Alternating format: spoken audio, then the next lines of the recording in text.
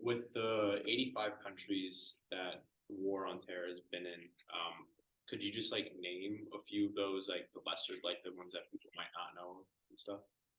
Yeah, actually, I can show you a graph if can I share my screen? I think I can. I think you can. If not, I can probably give you permission. Okay. Let's see here. I'll pull up. There's actually a really great graph that my boss, Stephanie Savell, who's the co-director, has created. Um, so let's see. Oh, it says disabled, but that's okay. I can send it to you and I can name off some. So Okay.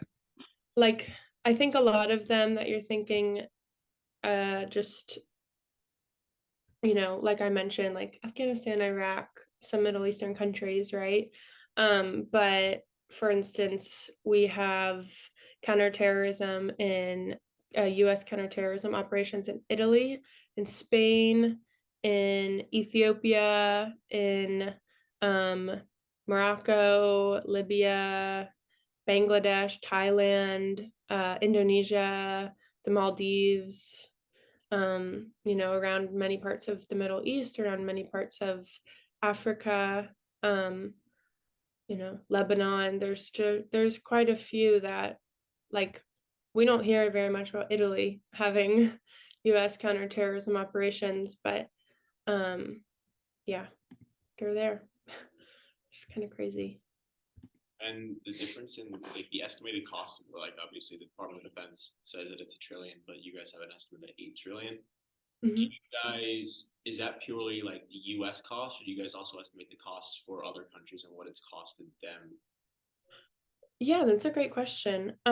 We actually do US costs. So that is 8 trillion US, um, or like the cost is the US spending $8 trillion to fund these wars. Or well, they're in debt, so they're not paying that, but it's that it does cost $8 trillion.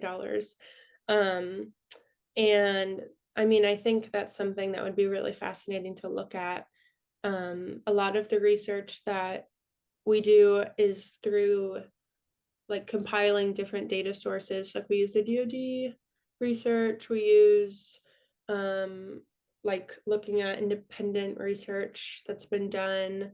And we use all different sources to kind of come up with that number.